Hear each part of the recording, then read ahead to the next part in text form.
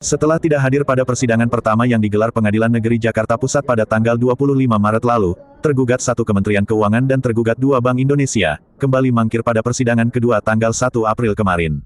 Ketidakhadiran para tergugat, tentu saja membuat kecewa Imade Parwata, kuasa hukum dari penggugat Andri Teja Dharma. Menurutnya, para tergugat sama sekali tidak menghargai hukum.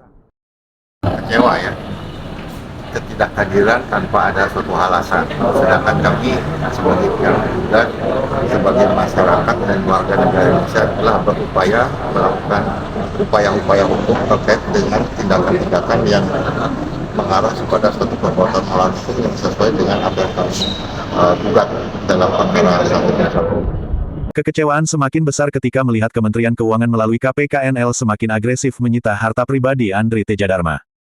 Faktanya mereka dalam penyitaan sangat agresif melakukan tindakan tersebut. Padahal menurut kami tindakan tersebut jelas-jelas merupakan perbuatan melawan. Karena tidak sepantasnya dilakukan di luar proses hukum yang sudah berjalan. Imade Parwata secara tegas meminta pemerintah menghentikan segala tindakan penyitaan terhadap harta pribadi Andri Teja Dharma, karena itu adalah perbuatan melawan hukum. Jadi saya mohon dengan sangat kepada pemerintah, melalui Menkyu, melalui DJKN, BUMN, dan KPKNL untuk menghentikan sementara proses agresif terkait dengan penyitaan yang dilakukan sampai adanya keputusan pengadilan yang berkepentingan itu baru namanya fair, baru namanya kita menghormati proses hukum. Jadi jangan mengedepankan kekuasaan, ya, mengedepankan kekuasaan kemudian mengabaikan hak-hak asasi, hak tentang hak milik, tentang kehidupan, tentang hal-hal yang lainnya yang memang seharusnya dilindungi oleh negara, tapi justru sebaliknya.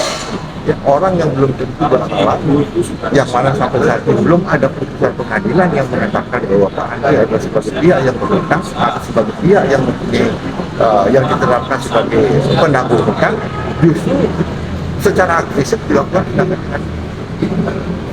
Jadi itu. Tak hanya itu, Made Parwata berharap Kemenkeu dan BI dapat hadir di persidangan, agar perbuatan melawan hukum terhadap Andri Teja Dharma dapat diselesaikan secara tuntas sesuai peraturan hukum dan undang-undang yang berlaku. Sebenarnya kami sangat berharap dia hadir, sehingga kita tahu apa yang menjadikan dasar dan alasan hukum untuk melakukan tindakan-tindakan agresif itu. Ya, menetapkan Pak Andri sebagai penangguh hutang, apa dasarnya?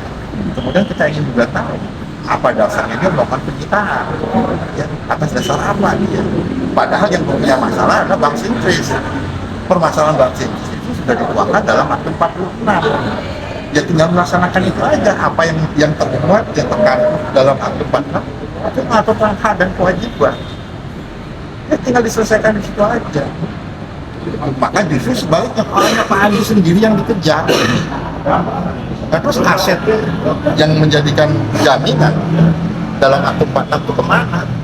Nah ini juga bagian daripada BI, perbuatan melawan hukumnya di situ. Pada waktu mengikatkan diri dalam suatu perikatan di 46 itu, jaminan itu sudah diserahkan. Terus kemana itu jaminan?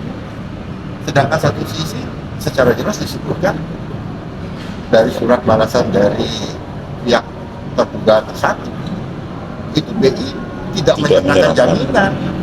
Jaminannya kemana?